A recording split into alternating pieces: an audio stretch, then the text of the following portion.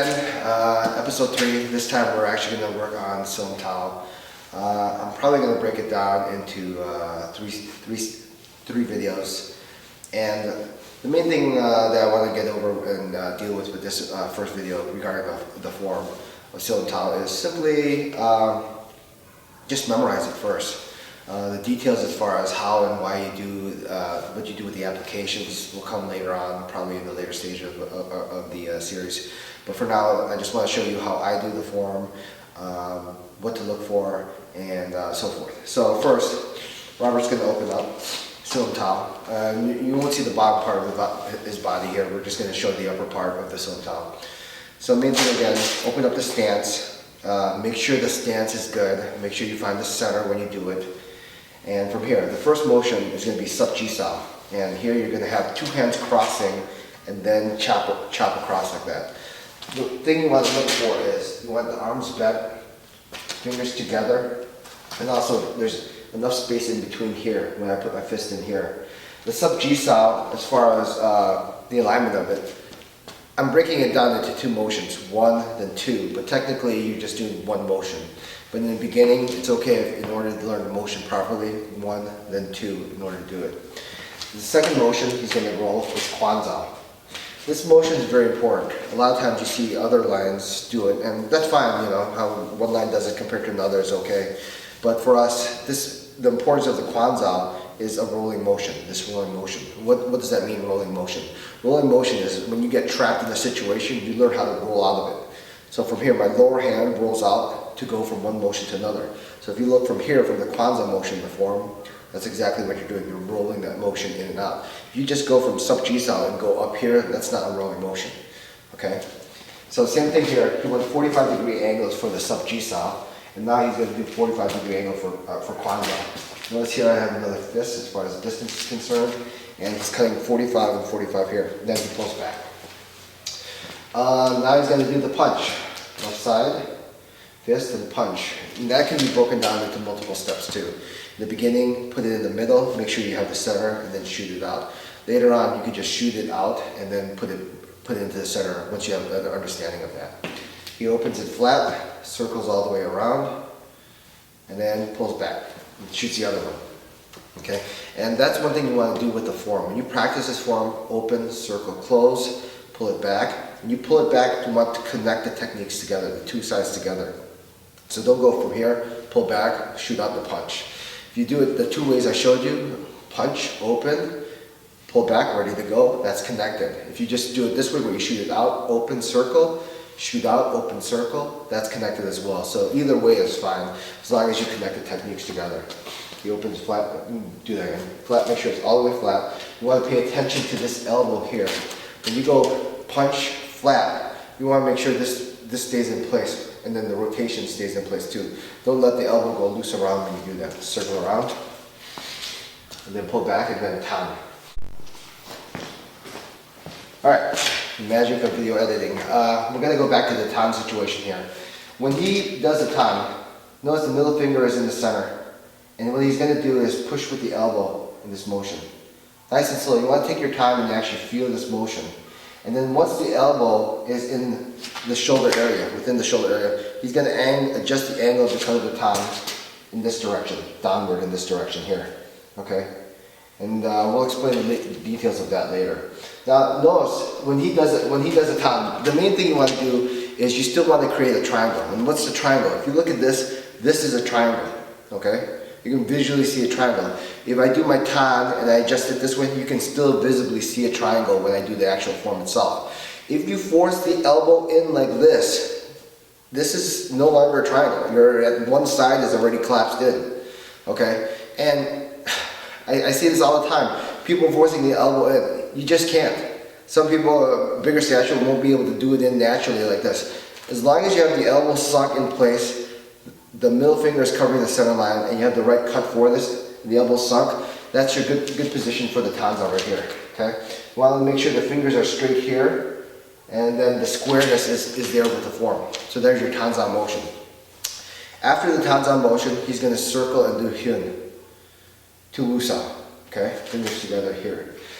The number one thing to remember with the Hunza, bring it back, keep bringing it back. Go ahead, go with the Wusa, bring it all the way back. Make sure the elbow leads the motion back to the Wusa. Now what does that mean? A lot of times the elbow leads the motion. So here, my elbow is pushing to lead the tan out. When I circle to rotate again to do Wusa, what does it mean elbow leads the motion to pull? Well, a lot of times if you do this, pay attention to my elbow. If I go like here, notice my elbow didn't do anything. My hand actually just moved back. What I have here is basically what? I have my elbow actually pulled back to lead that motion. Now, why do you have to have the elbow lead the motion? There's importance to that. You can't actually visibly see it, but there's two forces running at opposite directions here. When he shoots out his wusa in this direction, there's the right amount of tension going forward. And then when his elbow is pulling back, we have opposite directions. Why is that? If he was only to pull the elbow back like this, with no tension at this side, upon impact like this would collapse in. But since he has one force going this way and the elbow going back, notice when I push against it and he pulls back, notice it doesn't collapse right away. So that's what you're actually learning. If you just end up pulling the wusa back like this every time you do the form, by the time you get contact with someone, you actually block something, it'll just collapse. No, there's two forces happening. You block with this motion going forward and this motion going back, you can hold the triangle in. Now, usually, in general, the wusa comes back to about fist distance away. Why is that? Because if it's a fist distance away, the elbow still can support it. Okay? Once the wusa is in line with the elbow, there's no more power to hold the structure of that. Okay? The next technique we're going to do is Fook saw. Fook saw drops down. You want to have the Fook saw like in this position here. Okay. Now, technically, if he goes in this position, if you can see that like this, okay, from this position, this looks like a picture-perfect way to do Fook saw.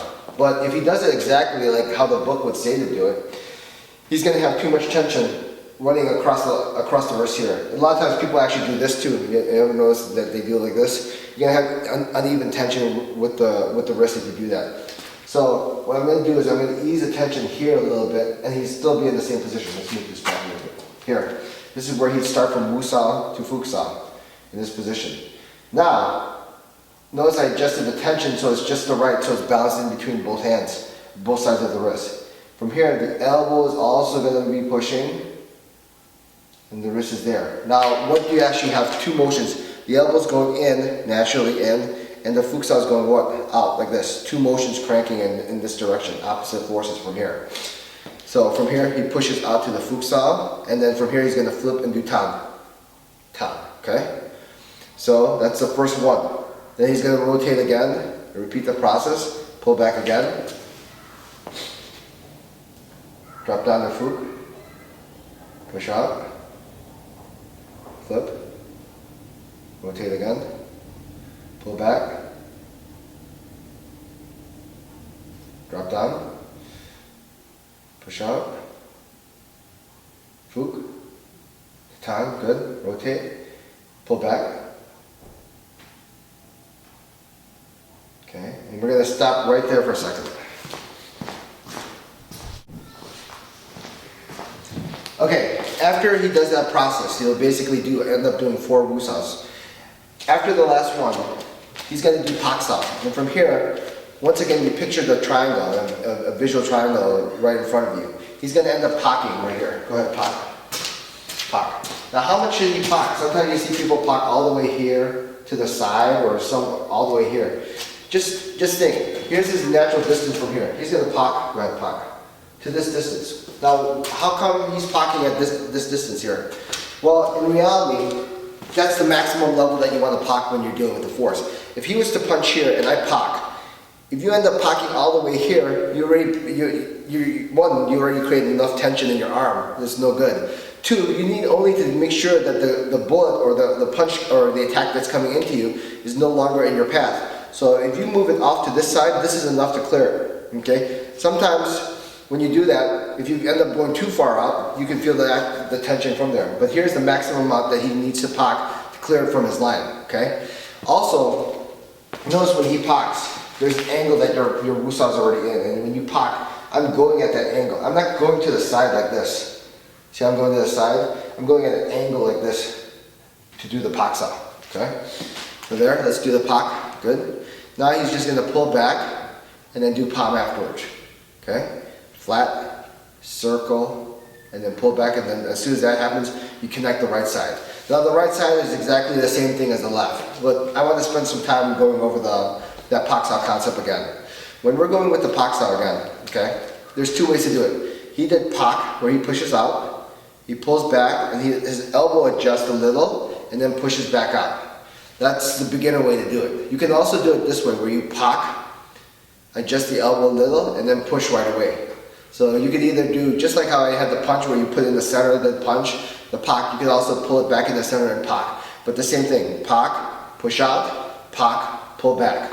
One's more of a beginner way to do it, the other one's the regular way to do it. Either one is fine, okay?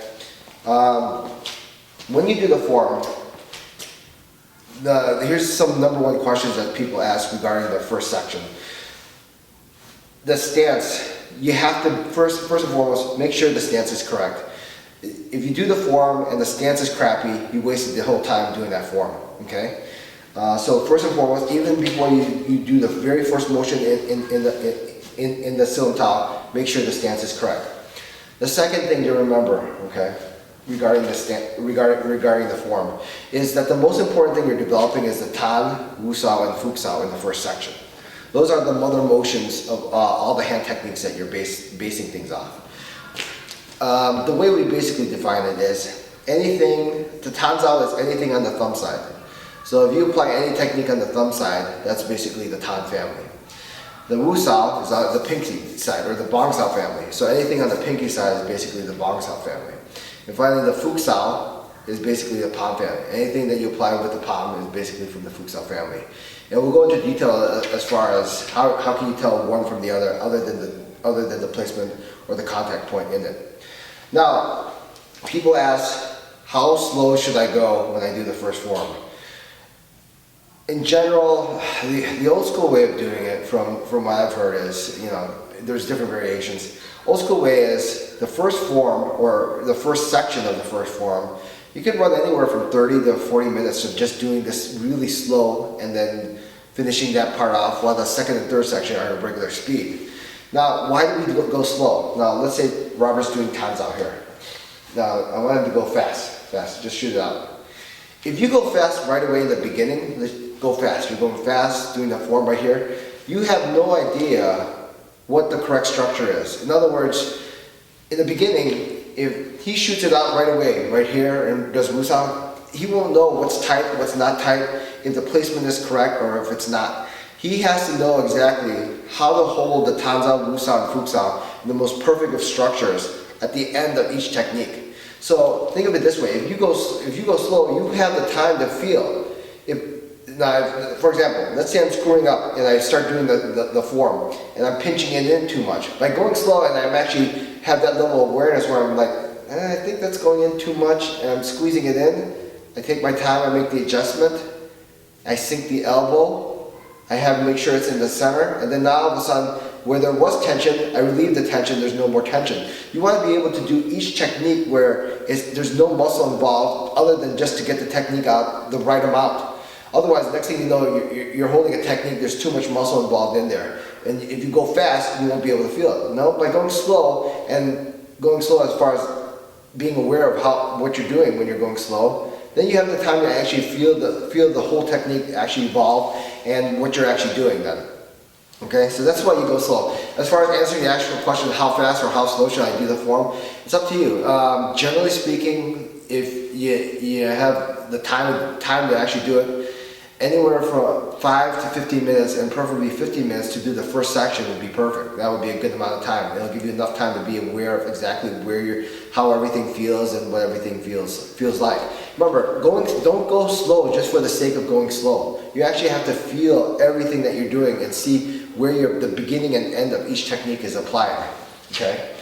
What else? After Robert finishes the first section, he ends up doing pak and palm again and circles around.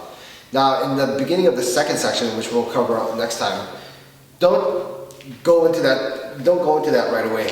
Before you go into the second section, actually check the stance again, make sure it's okay, and then we'll go into the second section from that point on.